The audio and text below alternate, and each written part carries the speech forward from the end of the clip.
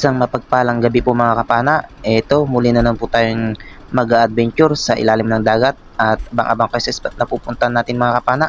Dating spot lang yun, yung pinagkukuhanan natin mga surahan at talakitok, at medyo may kalakasan yung dagat ngayon mga kapana, gawa po ng amihan. At ayun, abang-abang kayo sa spot mga kapana. Sana swertin tayo at makahuli ng pambenta. A few moments later. Eto, pagkatapos ng 15 minutos na biyahe natin mga kapana, nakarating na tayo sa spot. Ito yung bumuhat sa atin mga kapana dito sa may buhanginan, isang talakitok, good size na mga kapana. Sa pulkang talakitok ka, mga nasa 300 grams na ito mga kapana, good size na, pwede na ito na pambenta. Buena mano natin, isang golden trevally or tuyaw at talakitok kung tawagin dito sa amin. Salamat Lord.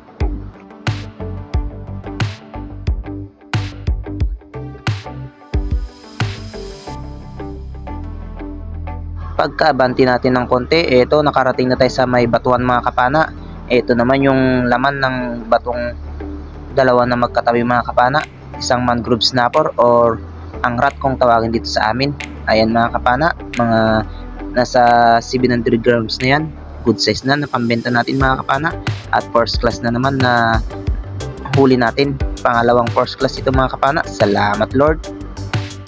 Pagkalayo lang natin ng konti mga kapana, eto isang mangrove snapper ulit. Ayun, tinamaan ulit natin mga kapana. Angrat naman yan kung tawagin dito sa amin, at napakasarap yan sa tinola mga kapana o kaya sa sinigang. Salamat ulit Lord, first class ulit.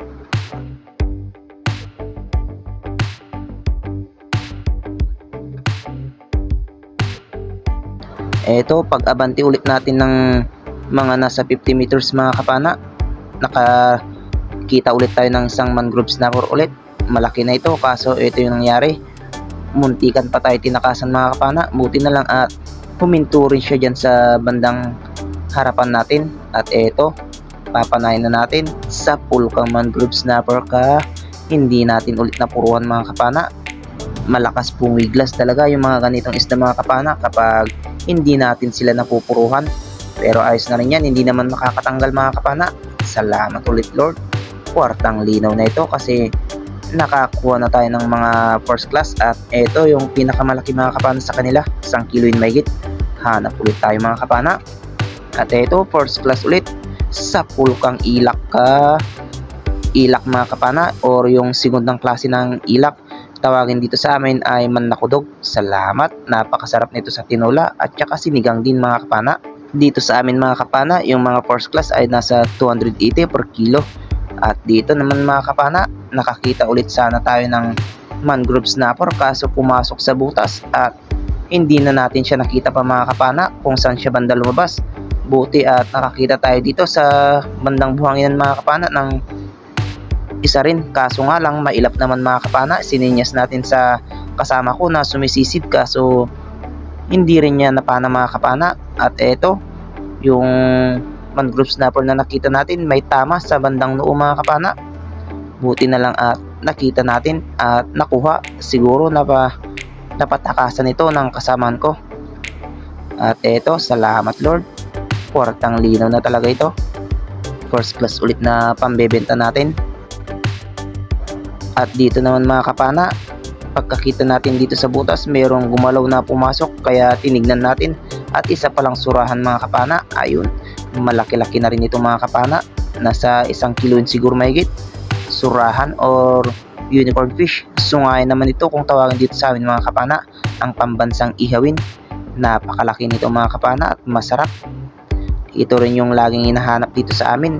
300 per kilo naman yung ganitong isda sa amin mga kapana. Hanap ulit tayo.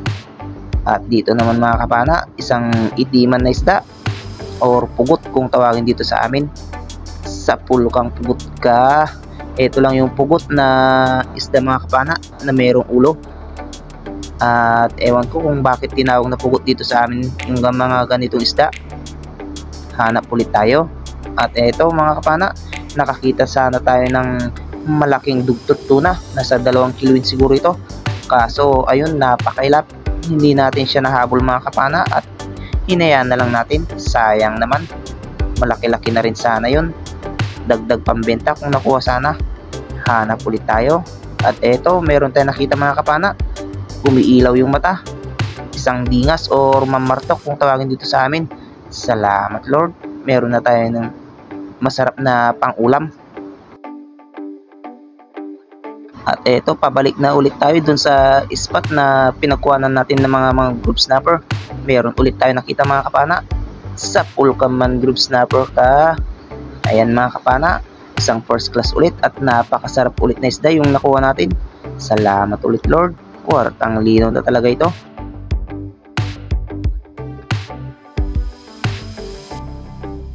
Pagka-secured natin ng mangrove snapper, eto sumalubong.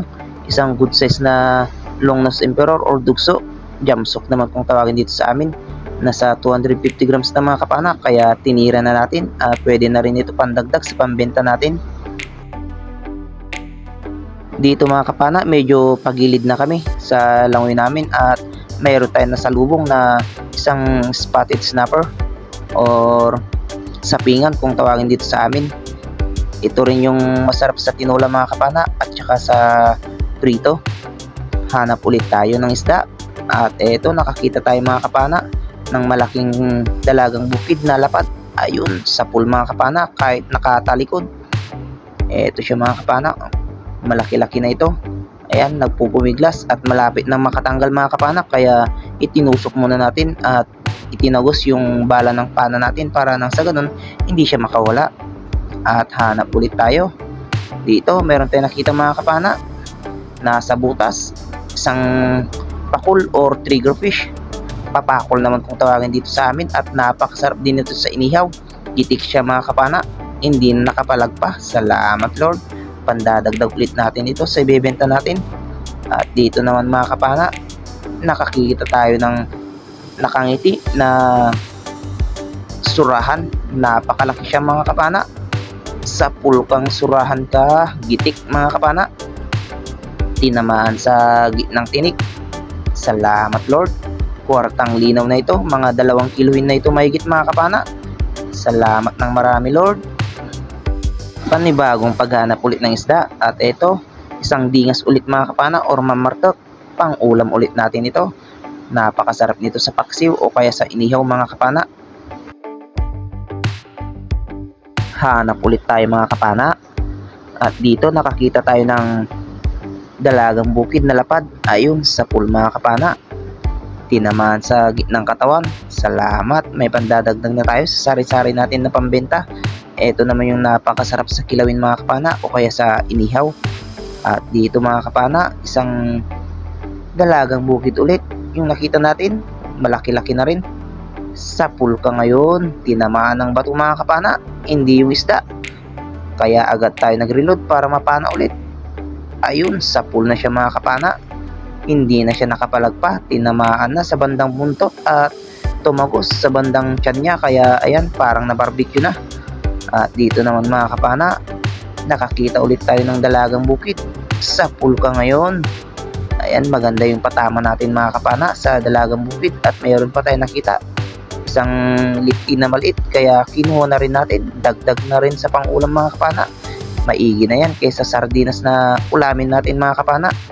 Salamat Lord, meron na rin tayong masarap na pang-ulam at meron na rin pambenta. At dito mga kapana, ganun pa rin, dalagang bukid ulit yung nakita natin, kaso nga lang nakawala siya, kaya agad tayo nag-reload para mapana ulit natin siya mga kapana. Ayun, hindi na siya kumiglas pa at hindi na rin makakawala. Thank you Lord. At another dalagang bukid ulit yung nagpakita mga kapana. Ayun, sa pool mga kapana, yung dalagang bukid. Thank you Lord. Meron na tayong pandagdag sa mga pambenta natin na sari-sari. Nasa 180 per kilo na rin ito mga kapana, goods na. At hanap ulit tayo. Eto mga kapana, mamahalin, isang lobster. Sa pool kang lobster ka, ayan, pinana natin sa bandang buntutan mga kapana para hindi makawala yung taba niya. Kapag sa katawan kasi masisira at mawawala yung mga taba niya mga kapana. At dito naman mga kapana, nakakita ulit tayo ng dalagang bukid na lapad. Sa pool kang dalagang bukid ka, thank you Lord. Sari-sari na naman ito na pambenta natin. Eto mga kapana, dalagang bukid ulit yung nakita ulit natin. Sana tamaan natin. Ayun, tinamaan nga natin mga kapana at na-stone shot pa. Hindi nakapalag pa. At dito meron pa tayo nakita mga kapana.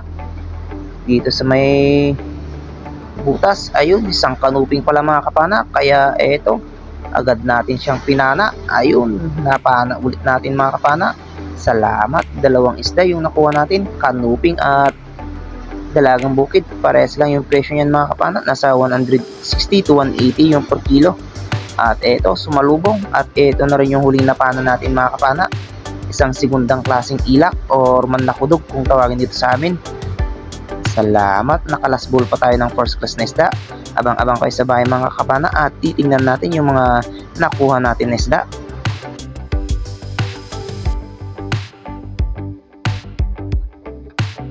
A few moments later. Isang mapagpalang umaga sa ating lahat mga kapana. Bali, ito na yung mga nakuha natin lahat kaninang madaling araw. Ayan, klase-klase isda mga kapana at karamihan ay first class na isda. At salamat sa mahal na Panginoon, ginabayan tayo sa pagsisid at hindi tayo pinabayaan at nakahuli tayo ng pambenta at pangulam. Ito yung unang salang mga kapana sa first class natin, isang mangrove snapper natin. Ayun, 1 in 1/4 mga kapana. At ito naman yung sari-sari natin mga kapana, 1 kilo yung unang salang. Ito pa yung ibang first class natin mga kapana. Ayan, 2 in 3/4. At ito pa, hiwa-hiwala yung pagkilo mga kapana kasi iba-iba yung taga-angkat nun. At ito yung mga sari-sari natin mga kapana. Salamat sa mahal na Panginoon, nakarami-rami din tayo. Ayun naman yung surahan natin isa. At ayun naman yung pakul natin, labahita. At ito yung isang surahan natin na malaki mga kapana, napakalaki talaga, 2 in 3/4. At ito naman yung lobster natin mga kapana. Ayan, higit kalahating kilo. Ayun, sa magandang hapon mga kapana. Ito na yung mga nakuha natin kagabi. Yung sari-sari natin mga kapana, 2.5. Yung first class naman natin, 6.85. Yung surahan natin na dalawa mga kapana, 4.2. At yung pakul natin, 1.2 naman. Yung labahitan natin mga kapana ay 0.5. Yung lobster natin 0.5 din, kaya 15.75 kilos yung naipabenta natin. At yung pangulam naman natin mga kapana, 1.3, kaya 17.05 yung nakuha natin lahat. At ito naman yung bayad ng isda natin mga kapana, 4,098 minus 768 na gastos tsaka mga konsumo mga kapana, gasolina at tsaka yung maintenance na dyan na rin mga kapana. Bali yung natira 3,333 at pinagtatlo natin, ako yung bangka at tsaka yung taga-saguan, kaya meron tayong partiyan na 1,111. Ayan, malaking tulong na yun mga kapana sa pang araw-araw natin na gastusin. At abang-abang sa dulo ng ating video mga kapana, meron po tayong shoutout. Ayun, isang mapagpalang hapon sa ating lahat mga kapana. Ito, muli po tayo mag-shoutout. At una-una po, shoutout po sa ating mga masugid na taga-subaybay sa mansulok kayo ng mundo mga kapana. At maraming salamat po mga kapana sa suporta po palagi. At ayun, una-una po sa shoutout natin, shoutout po kay Ma'am Rosana Villarmosa from Davao City at anak niyang si Chester Villarmosa. Shoutout din po kay Marcelo Bernaldez from Quezon City, Tuligan, Batangas. Shoutout din po kay Tito Robert Macadenden and family from Talugtog, Nueva Ecija. Shoutout din kay Rinaldo Mahilom. Shoutout din po kay Joel Sopapo from Cainta, Rizal. Shoutout din po kay Vidimar Channel TV from Cagayan de Oro. Shoutout din po kay Rafael Lasona from Lucena City. Shoutout din po kay Margie Frotas from Quezon City. Shoutout din po kay I Am Chachot. Shoutout din po kay Rogelio Soriano. Shoutout din po kay Manuel Domingo from Apayao Province. Shoutout din po kay Felix Lumugdang and family from Parañaque City. Shoutout din po kay Ma'am Anyurong. Shoutout din po kay Jose Jager. Shoutout din po kay Ray Pasiona from Laguna.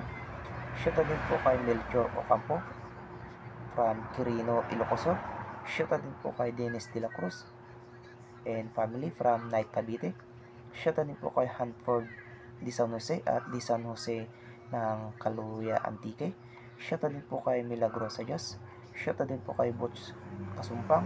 Shoutout din po kay Ronnick Mariano from Macau.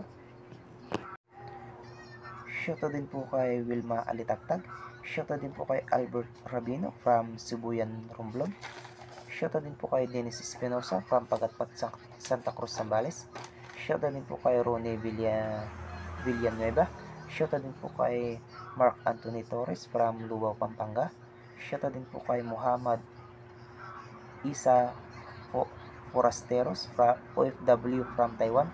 Shoutout din po sa Perez family at Abad family from Hulugan, Tansa, Cavite. Shoutout din po kay Ikril Bada.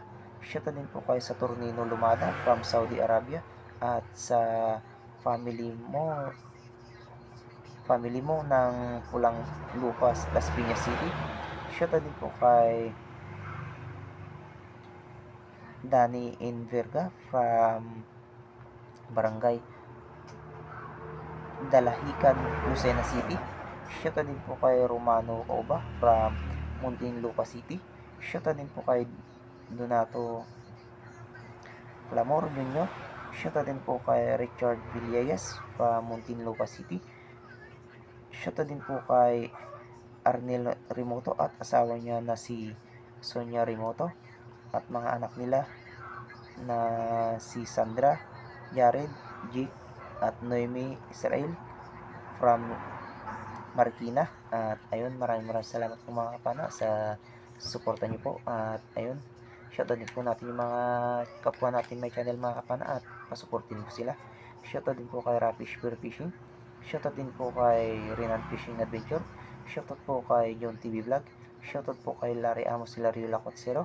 Shoutout din po kay Juni Fishing TV. At ayun, maraming salamat din po mga kapana sa suporta po palagi. At sa mga gusto po magpa-shoutout mga kapana, palagay na lang po sa comment section ng sa ganun sa susunod na video po ay may shoutout po natin. At ayun, sa nakarating sa dulo ng ating video mga kapana, maraming salamat po muli.